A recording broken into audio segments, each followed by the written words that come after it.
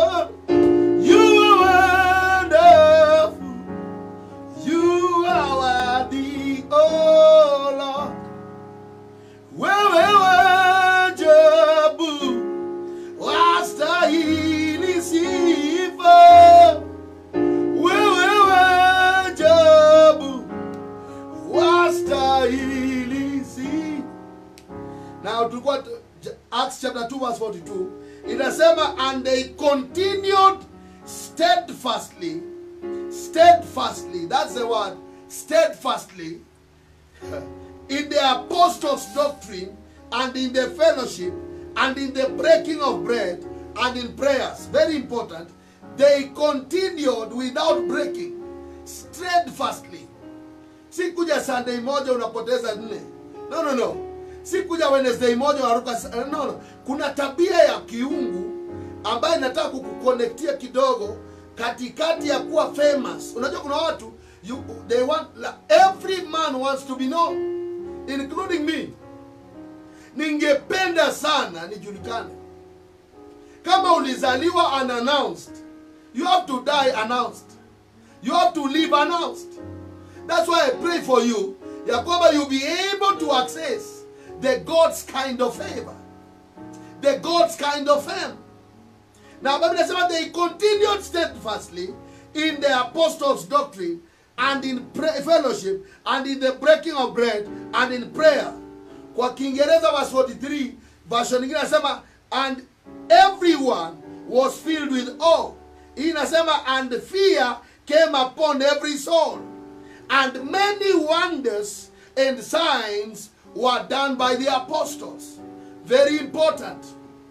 Wakati wote watu wana engage steadfastly, prayer continually, consistently, they continue and remain. Kwa Kiingereza inasema wakadumu katika breaking of bread na katika fellowship, wakadumu. So iko watu huomba na wanapotea, lakini iko watu hudumisha culture ya maombi. Na Acts chapter 1 verse 35 inasema Yesu aliamka asubuhi na mapema akaenda kuomba. Mark chapter 1, sorry. Mark 1. And in the morning, rising up a great while before day, he went out and departed into a solitary place where he prayed. Inasema, in the morning, he rising up very early as his custom was. Jesus was accustomed to praying in the morning.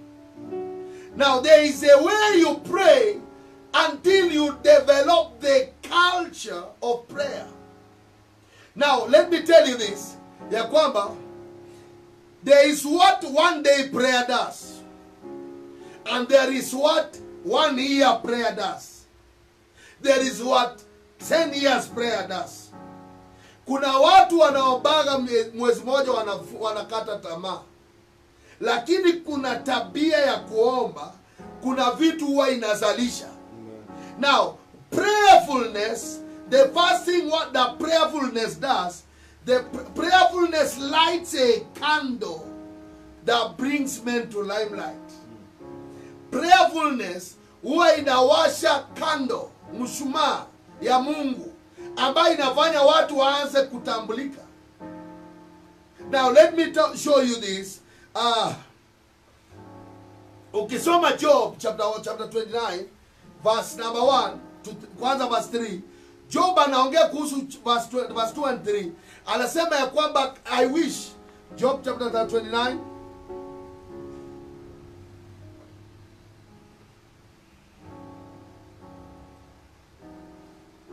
Job 29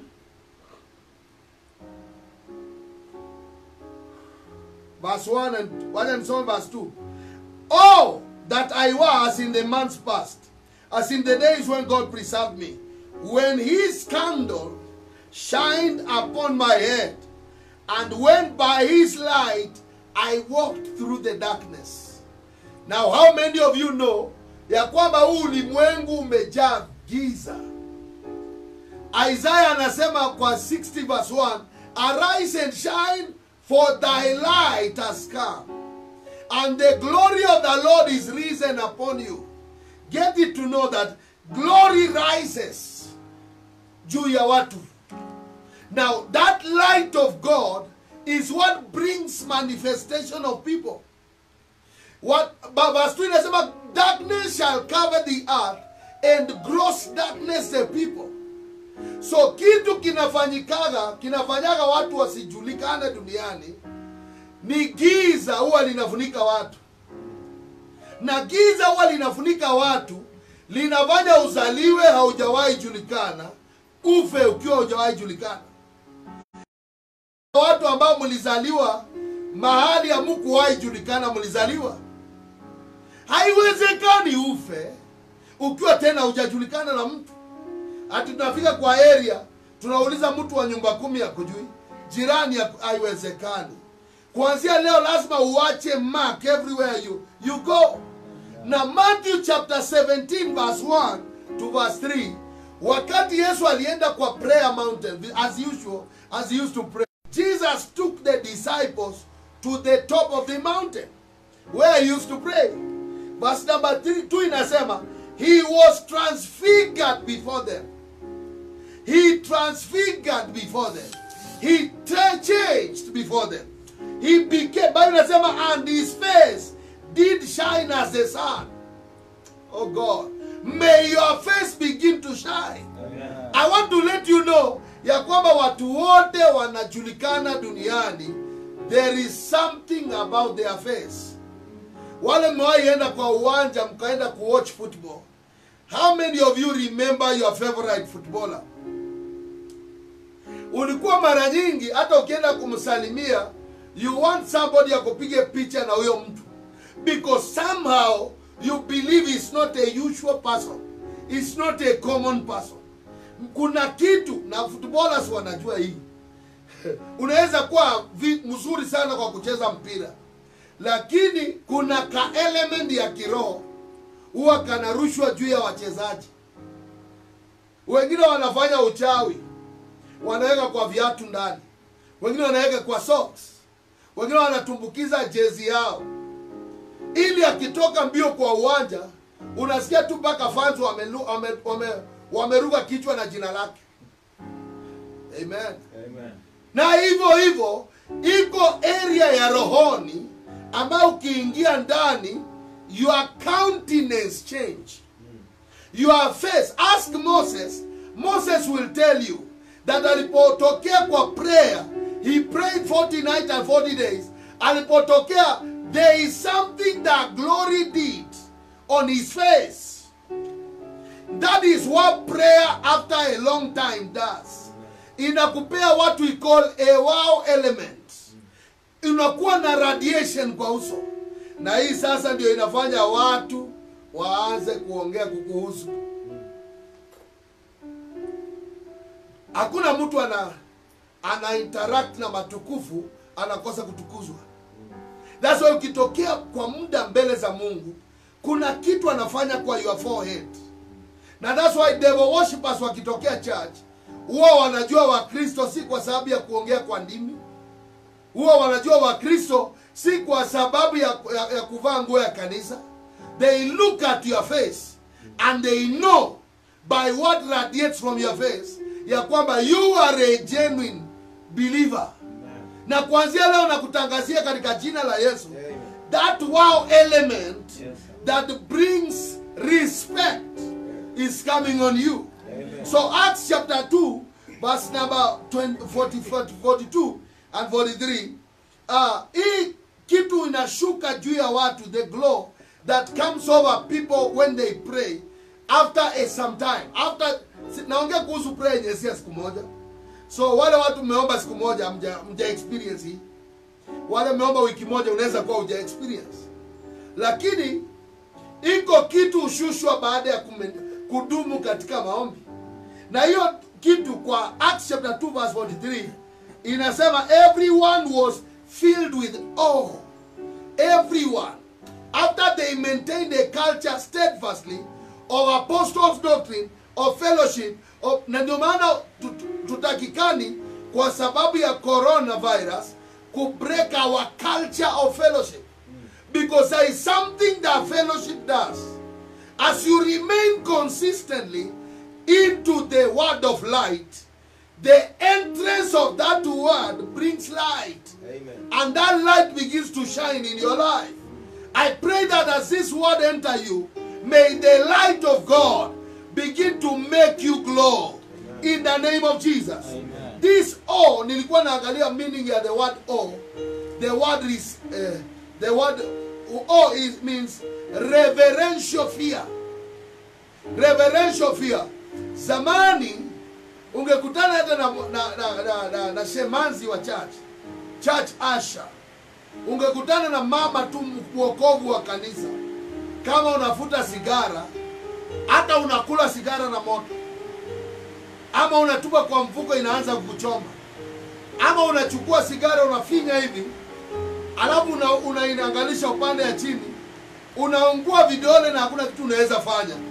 Si pastor umekutana naye, ni Mkristo muumini wa kawaida umekutana naye, lakini kuna kitu anaye ambaye imekuwa designed by God through prayer to gather honor from wherever you go. It gives you reverential fear. When you pray for a while, all comes upon you. Inaitwa a feeling of respect. A respect mixed with fear and wonder. Wakati inashuka juu ya maisha ya mtu, inamfanya akuwe mtu wa kuogofya, mtu wa kushangaza, mtu wa mshangao. Hallelujah. Overwhelming feeling of fear and reverence. Kitu kinakushukia. Sijui kama haikaribia president. Watu wengi wanapenda sana. I wish siku moja nikutane na president. Unaweza kukutana na president asimame mbele yako, ushindwe kenye utamwambia, mpaka umwambie haya. Kweli wewe kumbe wewe ndio president? Lakini nimeshangaa because ndio upate kuchaguliwa kama president.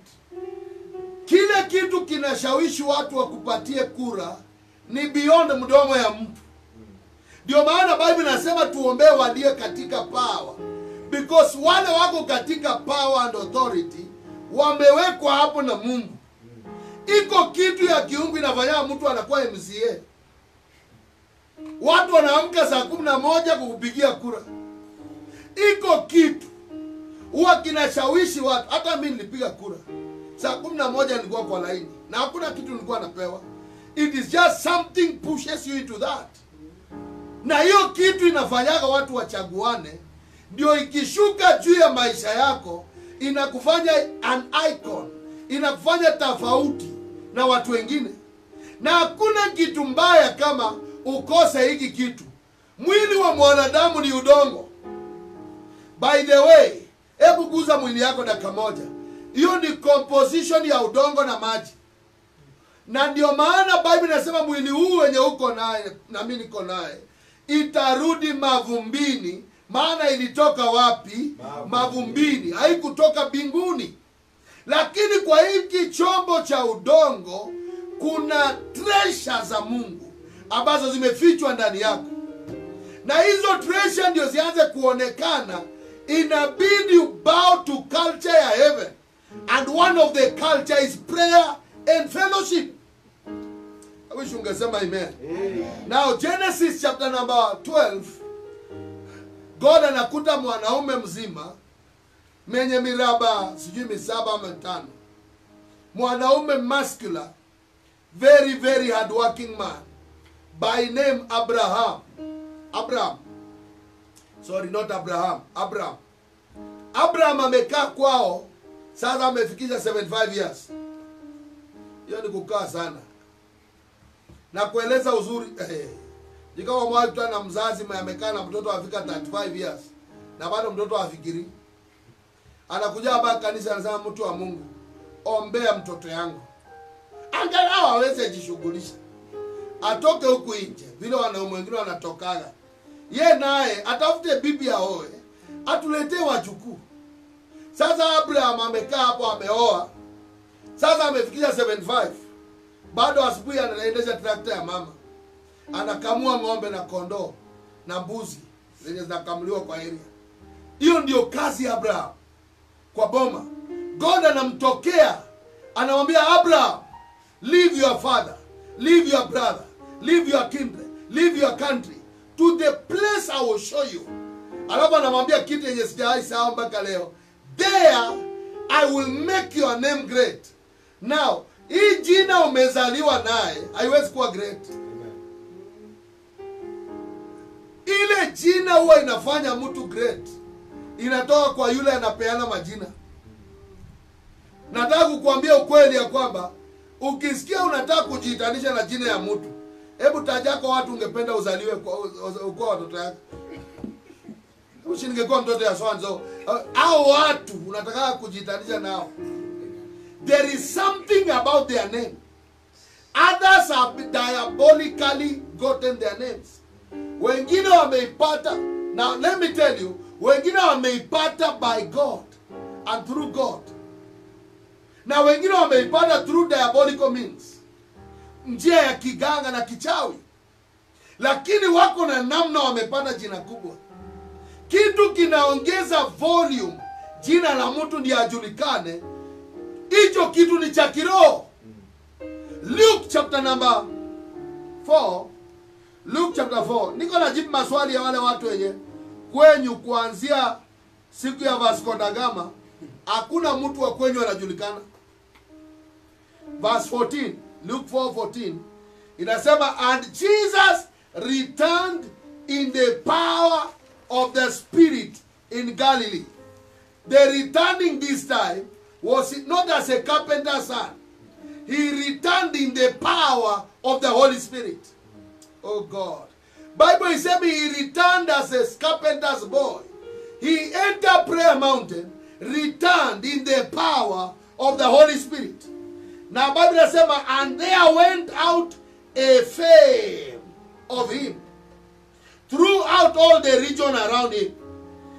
There went out a fame. Now, hii kitu inaitwa fame.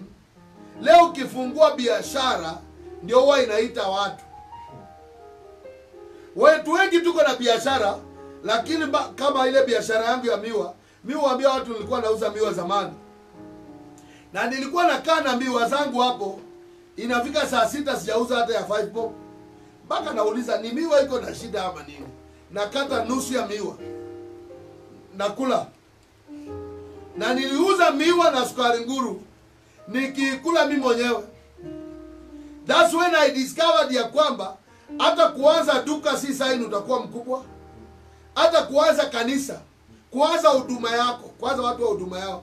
Mimi nataka nianze huduma yangu, nataka kuambia inaweza baki yako na mke wako na hata usikie mtoto mke wako amejiunga na kanisa lingine. Because huduma ni kitu kingine. Hii kitu inaitwa fame is what we call in other words spiritual capital.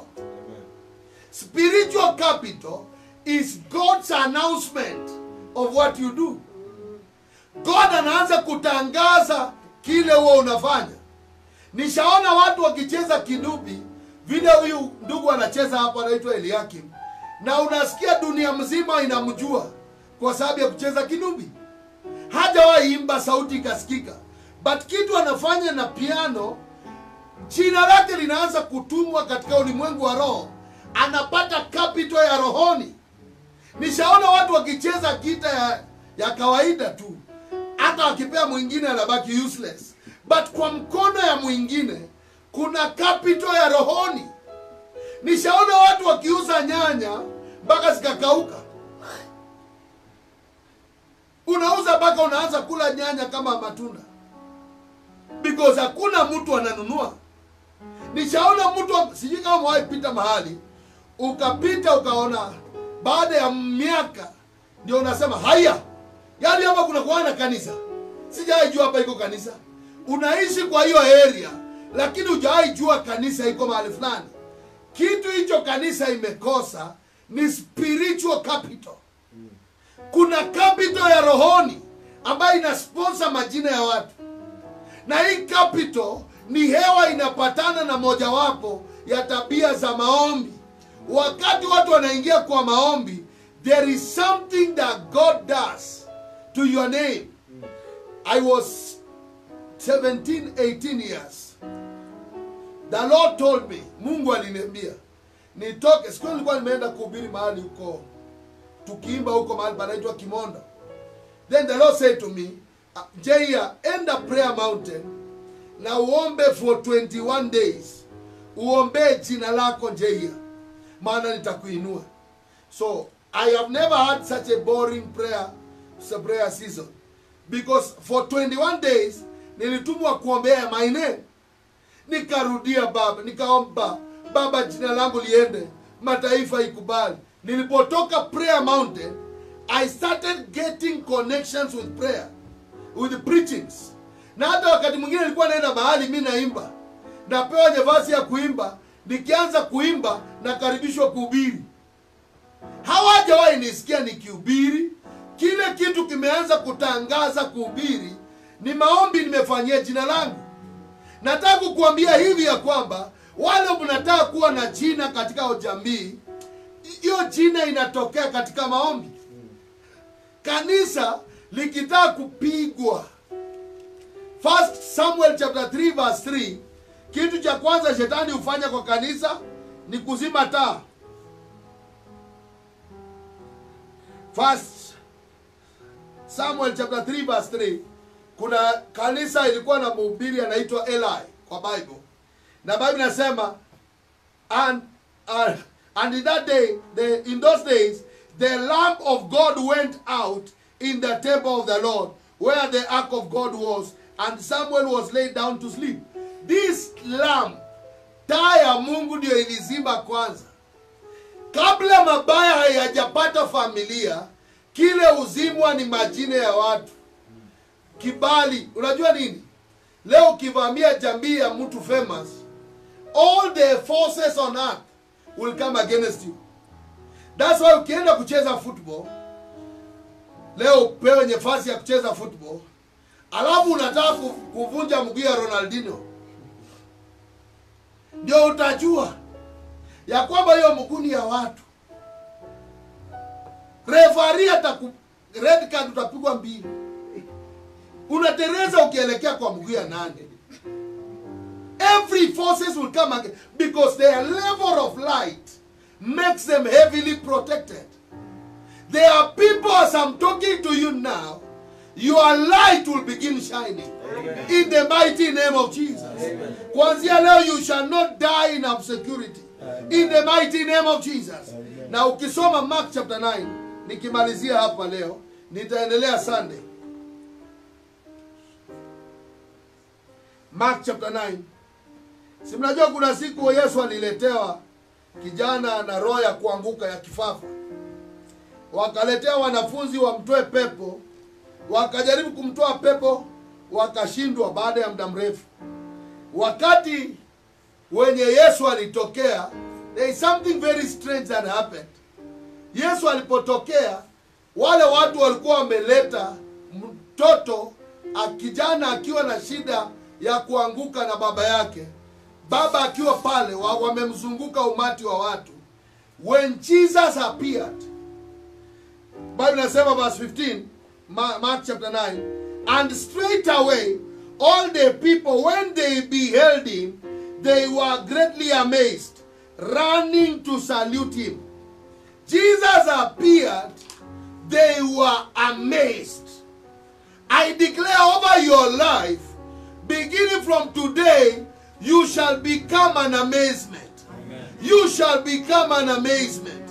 You shall become an amazement. Amen. You shall become an amazement. Amen. May the Lord put the wow element over your face. Amen. In the name of Jesus. Amen. Wale ampendi kufanya kazi ya jasho, ninaomba leo, kuanzia leo, muwekelewe kile kitu kinashine kwa uso ya mtu, ndio kinaondoa jasho kwa maisha yake.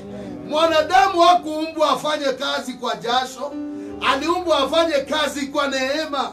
Neema ndio inafanya watu wakuwe wakubwa. Siku ya leo nakutangazia ya kwamba majira ya jasho yanafungwa maishani mwako, na unaingia majira ya neema. In the mighty name of Jesus. May that wow element. See how much trying to great. And then you kept staring at them. Akiongea hata hajasema kitu ya kuchekesha, you are laughing. Dakuja explain hiyo kitu in our next service on Sunday. Nini huwa inafanya mhubiri anaingia kwa area alafu anasanya watu 20,000. Nini nafanya mwanasiasa anaingia kwa town alafu town inasimama mpaka atoke? Who are these people? Ni nini inakuanga juu yao? Akiingia town mpaka jam inasimama, town inasimama mpaka atoke. Mtu ameingia town imesimama. Na sisi tumeingia town kuanzia January mpaka hiyo ni maneno nimekataa. Hawezi simamisha hata hizi. Aya. Ninakutabiria katika jina la Yesu. Kuanzia leo ile mvuke ya mbinguni. Ndio unaona watu wa zamani wakibariki waliambiaga watu na ufunikwe na umande ya mbinguni. Umande ya mbinguni ndio inafanya machipuzi ya kibali. Na kutabiria katika jina la Yesu. Kuanzia leo ukubalike, upendeke, utamanike, ufuatwe katika jina la Yesu. Omba dakika moja, wekelea mkono yako kwa uso wako. Mwambie Bwana, sura yako ing'ae usoni mwangu. Sura yako ing'ae usoni mwangu. Nachotaka ni wewe tu. Ninachotaka ni wewe tu. Haja ya moyo wangu Yesu tu. Haja ya moyo wangu Yesu tu. Kama yale atavutavyo maji, zaidi ya udongo mkavu uonavyo kiu kwa tone la maji, ndivyo nafsi yangu isiposhiriki nawe, ilivyo moyo wangu isiponena nawe. Kama samaki nje ya bahari, sina uhai nje ya hema yako. Kama samaki nje ya bahari, sina uhai nje ya hema yako. Taka nizame kwa pendo lako kuu. Nataka nizame kwa pendo lako kuu. Nachotaka ni wewe tu. Ninachotaka ni wewe tu. Haja ya moyo wangu Yesu. Haja ya moyo wangu Yesu tu. Oh, nachotaka ni wewe. Nachotaka ni wewe.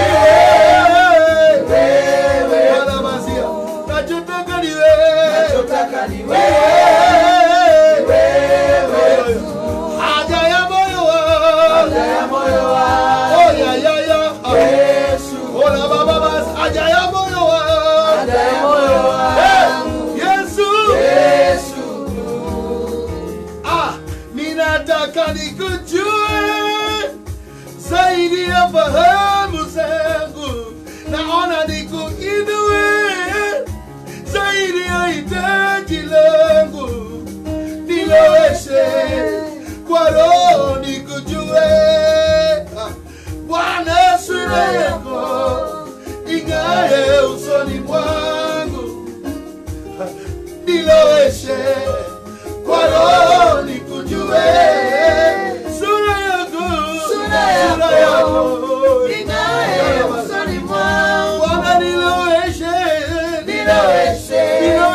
kwa roho nikujue. Sura yako ing'ae usoni mwangu. Baba, niloweshe kwa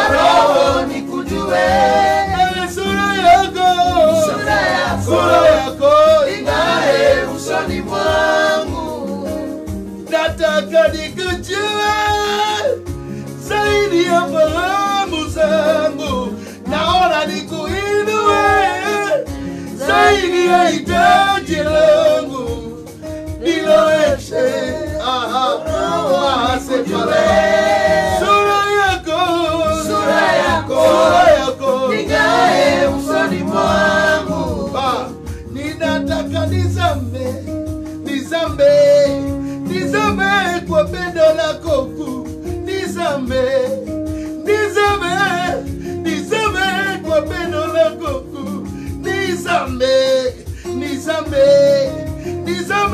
kwa pendo lako kuu. Nataka nizame kwa pendo lako. Mimi nachotaka ni wewe wasalabalana, ni wewe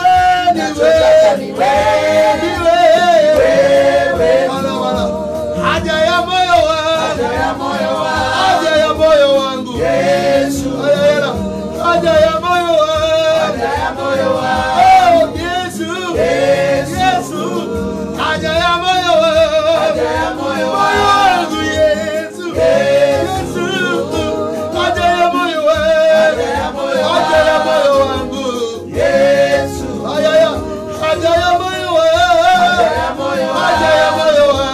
Yesu, haja ya moyo wangu Yesu. Kalabasi kalabalanda anamasekatala. Si bwana tumekataa kuona watu ya kwetu wote wakitokomea, wakiangamia. Hakuna mtu hata mmoja anajijulisha na kujitambulisha na wewe. Bwana naomba kizazi chetu kitambulishwe na wewe katika jina la Yesu Kristo.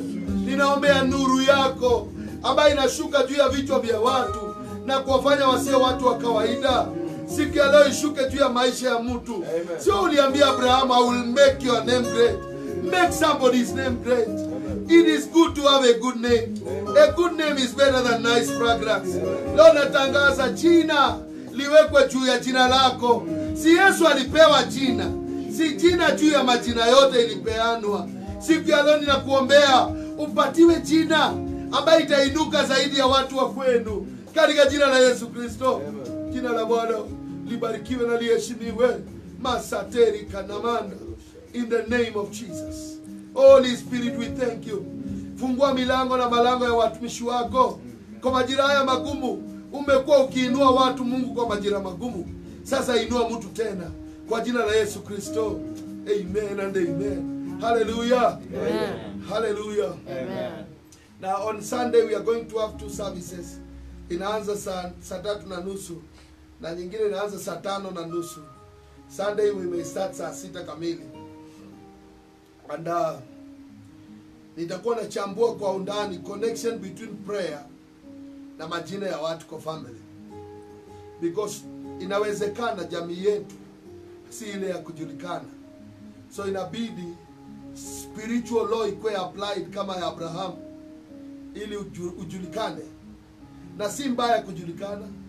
In fact the purpose, the reason why baba wanawekelea watoto jina zao ni kwa sababu ya kitambulisho. Jina ya mtu inastahili kutambulisha kizazi chao. Na mimi naomba kuanzia leo hilo jina umebeba liweze kusaidia vizazi. Usiwache jina ambaye ni mzigo, ikianguka juu ya watoto wanazama. Lazima ufanyie hilo jina kazi. Yesu alifanyia jina lake kazi, akapewa jina juu ya majina yote. Na mimi naona hii jina inapeanagwa. Tunaweza pewa hata sisi. Tunaweza pewa. Na mimi naomba katika jina la Yesu wakati huu upewe yako katika jina la Yesu. Pia ningependa kujitolea sadaka zako kwa hizo namba ziko hapo hewani. Sasa hivi sadaka ya Ijumaa. Sadaka ya Ijumaa si ya Jumapili. Majina yanalipiwaga dhabihu katika ulimwengu wa roho. Yangu mimi ni mhubiri, nimejitolea vitu vyangu kufungua jina langu. Maana hakuna kitu mbaya kama kuwa na jina ndogo. Jina ndogo linatorokwa. Mke wako anaweza kutoroka kwa sababu ya jina ndogo. Watoto wako wanaweza jiitanisha na Michael Jackson, the late Michael Jackson, kwa sababu ya jina kubwa. Na ni mbaya sana kwa hii dunia uzaliwe haujajulikana, ufe hujajulikana. Inabidi tulipe gharama. That's why naweza jitolea sadaka zako hapo. Na mimi nataka kuombea wale watu kadhaa naona in the spirit. Mmekuwa mkingengana kwa namna isiyo ya kawaida. Haya, huyo kungengana na si hii ya msimu wa COVID. Maisha yenu imekuwa ikijikokota. Wekelea mkono kwa uso wako. Natangaza siku ya leo katika jina la Yesu. Kile kitu kimewekwa kwa uso wako kuficha sura yako, isionekane na wale watu wanaweza kukuamini na rasilimali. Leo ninakiondoa juu ya uso wako. Amen. Na nakutangazia katika jina la Yesu, kila kungengana kuyeyuke. Amen. Sasa katika jina la Yesu. Amen. Ninakufungua sasa katika ulimwengu wa roho. Utaanza kusikia watu wameshangaa, umeanza kuonekana kuanzia leo. Amen. Ninakufungulia ndoa yako, ninafungua biashara yako. Kuanzia leo utamanike, ukubalike na upendeke, na watu wakufuate bila sababu. Kwa jina la Yesu nimeomba. Amen. God bless you so much. Saa 3:30 on Sunday, I'll be talking again on the same. Takuwa nakupangia pole pole how to reveal your name. Because Mungu ana jina kubwa. Haiwezekani tuitanishwe na Mungu na tukue wadogo. Lazima kuwe kuna siri ya mbinguni na utapokea hiyo siri. Kwa jina la Yesu.